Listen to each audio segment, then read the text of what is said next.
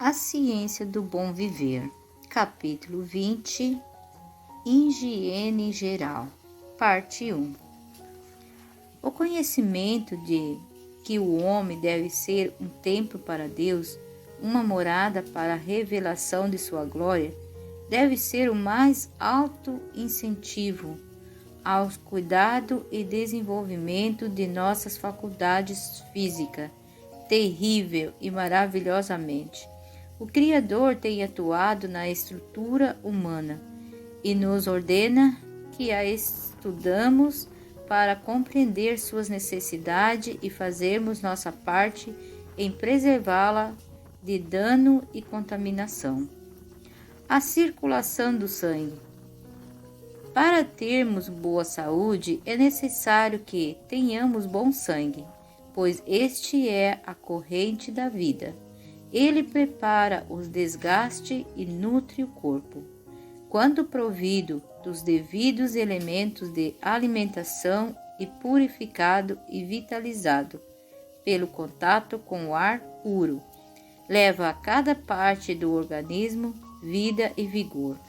Quanto mais perfeita for a circulação, tanto melhor se realizará este trabalho.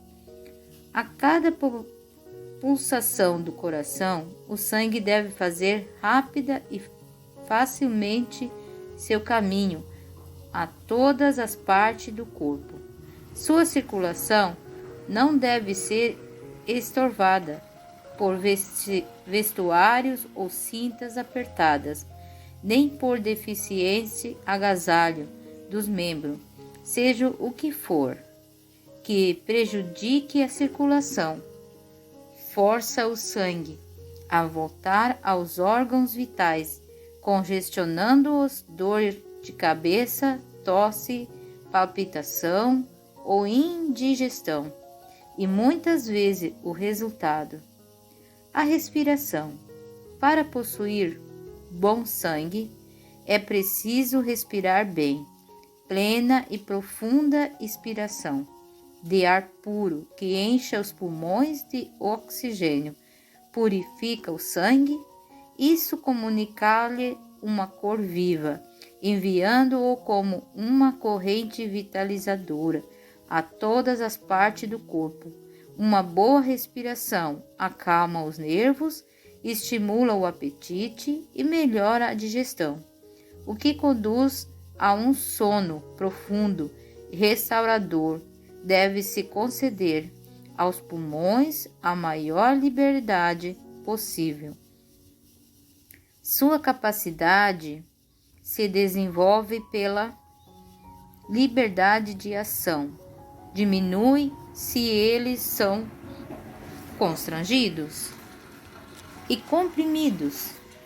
Daí os maus efeitos do hábito tão comum, especialmente em trabalhos sedentários, de ficar todo dobrado, dobre a tarefa em mão.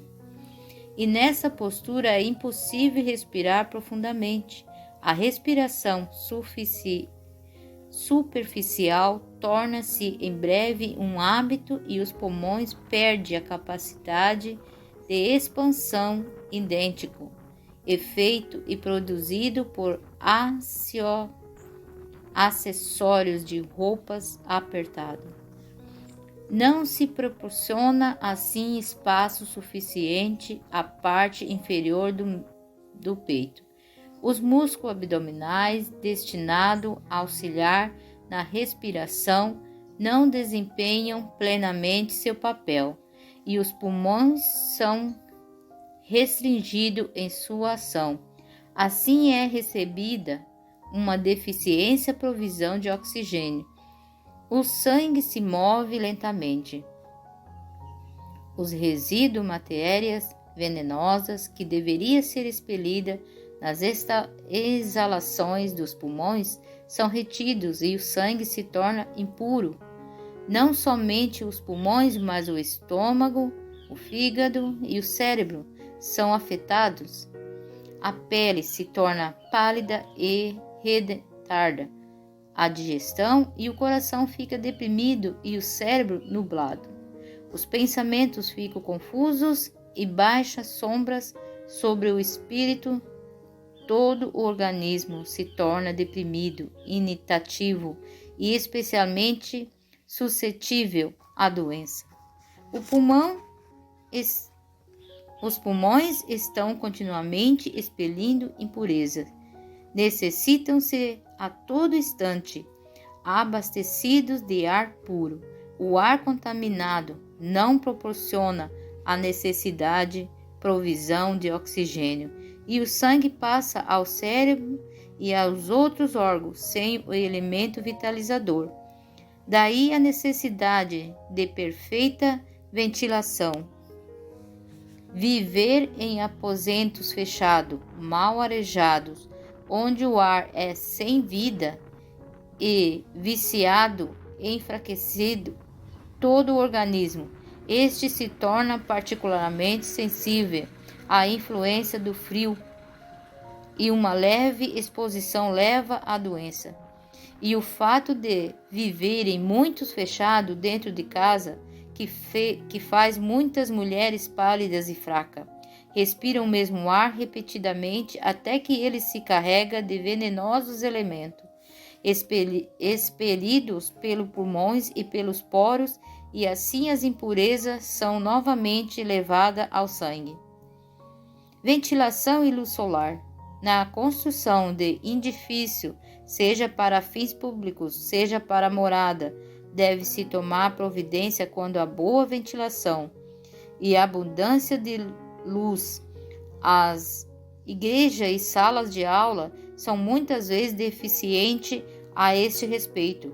A negligência de ventilação apropriada é responsável por muita morosidade e sonolência que destrói o efeito de muitos sermões e torna fadigante e ineficaz o trabalho do professor. O quanto possível, os prédios destinados a servir de morada devem ser situados em terreno alto e enxuto. Isso garantirá um lugar seco, prevenindo o perigo de doenças contraídas pela umidade e pela podridão. Esse assunto é com demasiada frequência tratado de forma superficial. Saúde frágil, doenças sérias e muitas mortes são o resultado da humanidade e da podridão de lugares baixos e com deficiência escoamento. Na construção de casa é de especial importância assegurar perfeita ventilação e abundância de luz solar. Haja uma corrente de ar e boa quantidade de luz em cada aposento da casa. Os quartos de dormir devem ser dispostos de maneira a terem ampla circulação de ar noite e dia. Nenhum aposento é apropriado para servir de dormitório, a menos que possa ser completamente aberto todos os dias ao ar e ao sol. Em muitos países, os quartos de dormir precisam ser aparelhados com aquecimento para que fiquem completamente aquecidos e secos no tempo frio ou úmido. O quarto dos hóspedes deve merecer cuidados iguais aos que se destinam a uso constante. Como os demais dormitórios, deve receber o ar e o sol e ser aparelhado com meios de aquecimento a fim de secar a umidade que geralmente se acumula num aposento que não é sempre usado. Quem quer que durma num quarto banhado pela luz solar ou ocupe uma cama que não seja bem seca e arejada, o faz com risco de doença e muitas vezes da própria vida. Ao construir sua casa, muitos tomam cuidadosas providências quanto às plantas e flores. A estufa ou a janela delicada e elas é quente e ensolarada, pois sem calor ao ar e o sol, as plantas não poderiam existir e florescer. Se essas condições são necessárias à vida das plantas, quanto mais necessárias são a nossa saúde e a de nossa família e hóspedes. Se queremos que nosso lar seja a morada da saúde e da felicidade, devemos colocá-lo acima da poluição e das neblinas das baixadas, dando livre entrada aos excelentes elementos da vida. Dispensamentos, as pesadas cortinas, abramos as janelas e persianas e não permitimos que trepadeira, por mais belas que estejam, nos exobrem as janelas, nem que nenhuma árvore fica tão próxima de casa que impeça a luz do sol, de maneira a penetrar. Talvez essa luz desbote as cortinas e os tapetes e manche os quadros, dará, porém, saudável vivacidade ao rosto das crianças. Aqueles que têm de atender pessoas idosas devem lembrar que estas especialmente precisam de quartos quentes, confortável. O vigor declina à medida que avança a idade, deixando menos vitalidade para resistir às influências insalubres. Daí a maior necessidade dos idosos quanto à abundância de luz solar e de ar renovado e puro. O escrupuloso anseio é indispensável tanto à saúde física quanto à mental. Impurezas são constantemente expelidas do corpo por meio da pele, seus milhões de poros logo ficam obstruídos, a menos que se mantenham limpos mediante banhos frequentes, e as impurezas que deviam sair pela pele se tornam mais uma sobrecarga aos outros órgãos eliminadores. Muitas pessoas tirariam proveito de um banho frio ou morno cada dia pela manhã ou à noite. Em vez de tornar a pessoa mais sujeita a resfriado, um banho devidamente tomado a fortalece contra a doença porque melhora a circulação. O sangue é elevado à superfície, conseguindo-se que ele aflua mais fácil e regularmente às várias partes do organismo. A mente e o corpo são igualmente revigorados. Os músculos tornam-se mais reflexíveis e mais vivos. O intelecto. O banho é um calmante dos nervos, ajuda os intestinos, o estômago e o fígado, dando saúde e energia a cada um, o que promove a digestão. Também é importante que a roupa esteja sempre limpa. O vestuário usado absorve o resíduo expelido pelos poros, não sendo frequentemente mudado, levando serão a impureza absorvidas. Toda forma de desasseio tende à enfermidade. Micro-organismos produtores de morte fervilham nos recantos escuros e negligenciados em apodrecidos detritos, na humanidade, no mofo e no belor. Nada de verduras deterioradas ou montes de folha seca se deve permitir que permaneça próximo de casa, poluindo e envenenando o ar. Coisa alguma seja ou estragada se deve tolerar dentro de casa.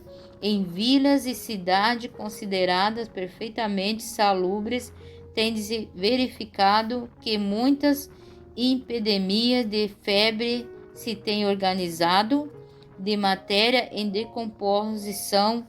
Existe em redor da residência de alguns negligentes, chefe de família. Perfeito anseio e abundância de luz solar, cuidadosa atenção às condições higiênicas em todos os detalhes da vida doméstica são essenciais à prevenção das doenças e ao contentamento e vigor dos habitantes do lar.